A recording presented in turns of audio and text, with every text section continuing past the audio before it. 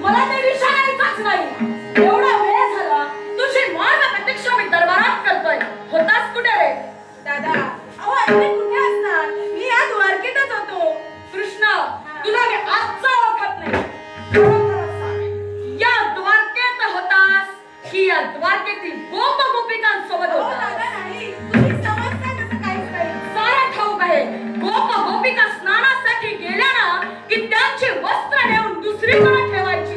कोण टाक मटणीतून घेऊन चालला, दही लोण्याच्या मटक्या घेऊन चालल्या की मटक्या फोडायच्या. हेच काम तुला येतं.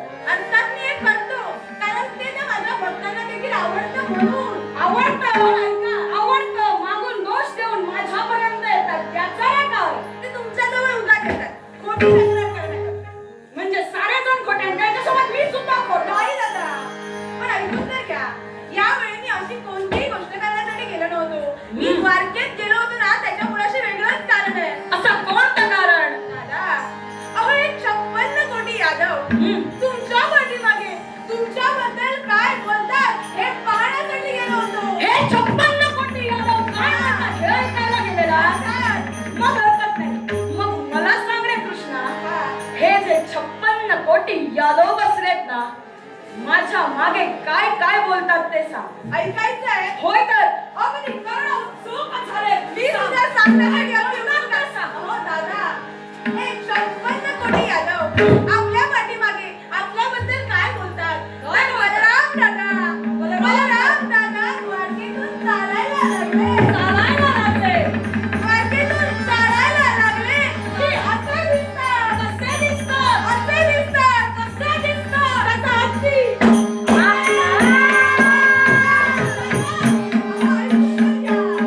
कृष्णा, पुन्हा समोर बोलतोयस आणि काय बोलतोयस याचं जरा तरी भान राखून बोल. तुझा ज्येष्ठ बंधू समोर आहे.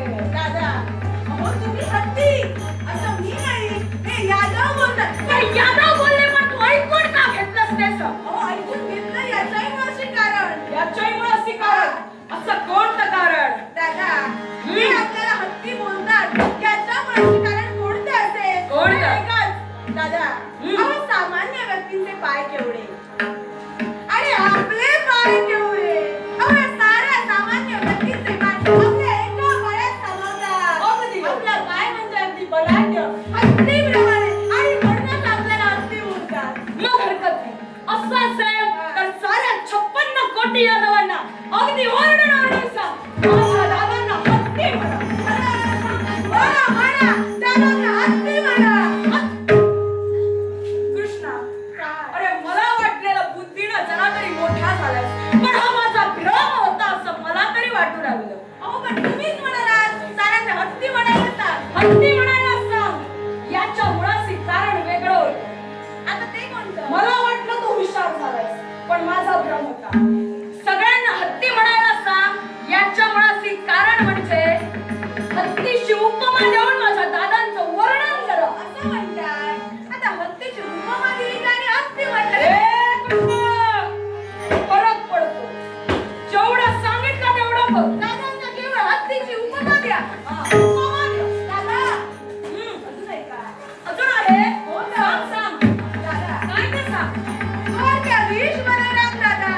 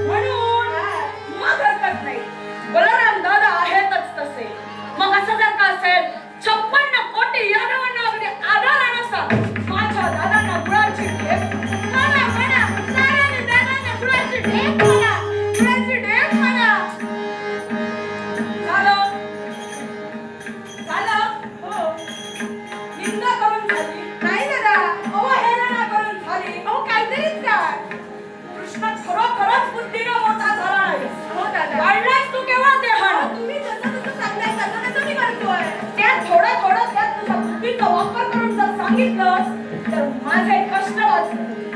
संतांना असं सांग, ज्याप्रमाणे हत्तीची उपमा देऊन वर्णन कराल त्याचप्रमाणे गुळाच्या ढेपीची उपमा देऊन वर्णन करा. असं सांग. द्या दादांना गुळाच्या ढेपेची